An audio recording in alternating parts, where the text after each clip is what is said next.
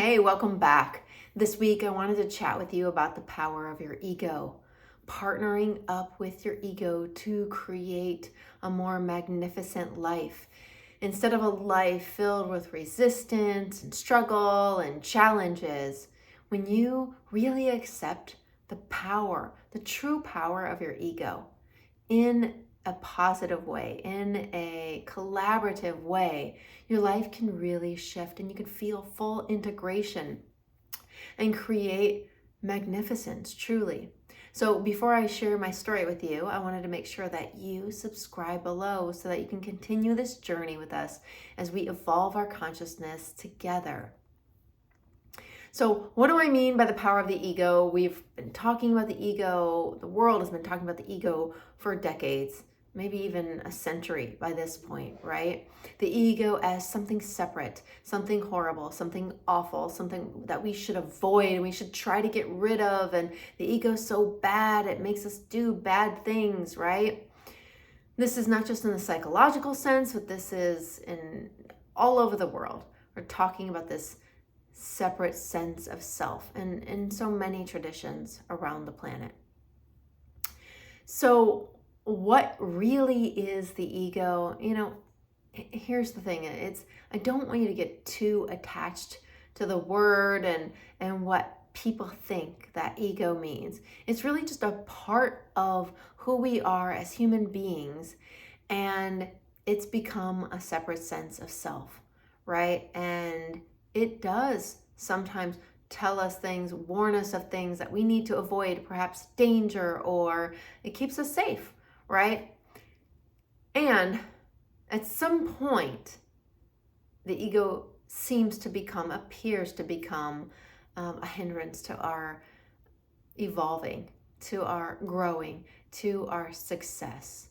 And so the story really, while I'm telling it about me, the story is actually about you. So I want you to hear it as if it were about you, because it is. And because as we evolve, what we're seeking to do, all of us, is to reintegrate our ego, bring ourselves back into realignment, our whole selves. And that includes our egos. So when we see the power of the ego, as happened in my story while I was on a recent trip to Hawaii to drop my daughter off for college, I had an experience where I was invited to do a shark dive with my daughter, to go out into the wild and free dive into the water, and very in a safe way, safe for the sharks, safe for the humans, to be present with them. Now, I love marine life, and my fear actually, surprisingly, isn't about diving with the sharks. In the past, up until now, my fear was around being on the boat in Hawaii or in other places in the world. I get very motion sick. I've always had that happen since I was a child.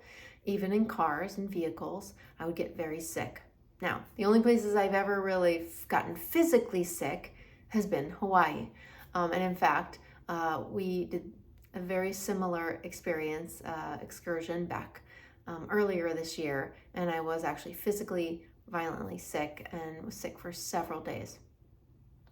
So while I was invited to do this experience, I almost, not that I had to participate, but I chose to participate because I wouldn't have had enough people in the boat otherwise, and so my daughter and her new friend wouldn't have been able to go out. And so I agreed somewhat hesitantly, and I noticed on the drive over there I was starting to experience some ego in the form of anxiety. I noticed it. I slowed myself down. I saw where it was going, right? It was replaying scenes, from February, because the ego really actually wants to keep me safe, right? And the truth is that I was safe. I was in a safe moment. I was safely in the car. And what happened was by slowing myself down, by getting myself present with my own I am, right? The I am that I'm being in the world. Not an affirmation, not something that I just say to myself, my true I am. And we're going to talk about that more later, perhaps next week. So you'll have to check back. But the I am that I have created over the course of decades. And this I am has the power to shift my very beingness. So I played with this a little bit on the way over. We showed up at the boat and there was this moment. I noticed this one moment where I slowed it down and I could play it back in my mind, and I want to bring you there. I walked up to the boat. There was a young crew there and I was having a chat with the captain. This young man, maybe 21, 22 years old. And I said, what do you think about me going out? What are the waves like? And he said, yeah, it's moderate waves, but if you have any motion sickness, it's probably not a good idea to go out. And I felt this like rearing up inside of me. I didn't know exactly what it was at the moment because in some ways it felt pure. In retrospect, I do believe it was the ego. In some way there was like a resistance to what he was saying. It was almost like the way my ego took it, it was like a challenge, or perhaps it was the way my consciousness was holding my ego at the time, because I had played with that I am. And so the way my consciousness accepted his words were as a challenge. And so I chose to accept it, right? And I want to report back to you that I had one of the both most choppy experiences that I've ever had on the water, and also one of the most peaceful. I had zero motion sickness. That has never happened to me before. I really enjoyed myself both on the boat, in the waves, in the water. It was an incredible experience that I shared with my daughter and with her friend, and I felt amazing afterward.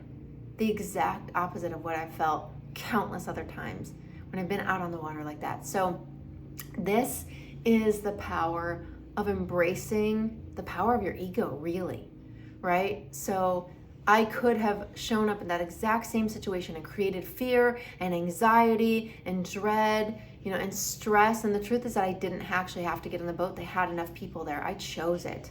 I chose to embrace that challenge. I chose to embrace the power of my ego. And it's super exciting, right? Yes, I had a strategy and there were things that I did slightly differently. I repeated my I am over and over and over on that boat.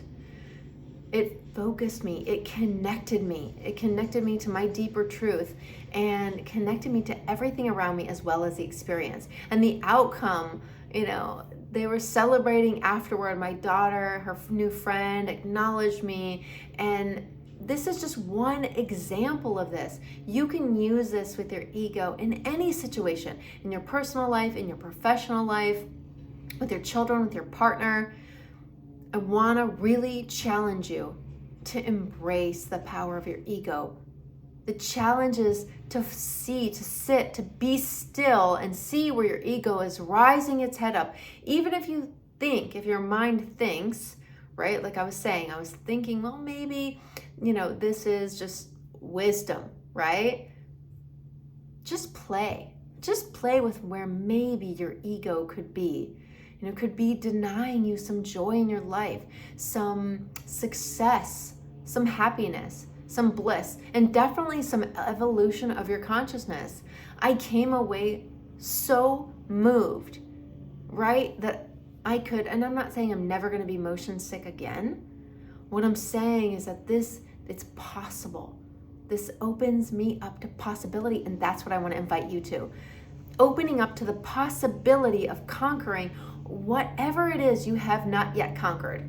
So I'm challenging you to play with this week.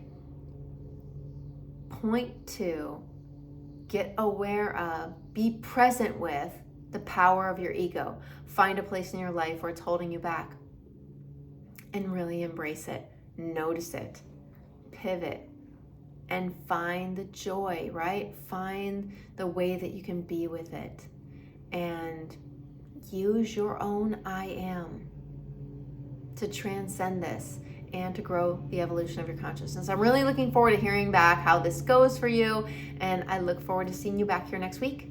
Take care. Bye now.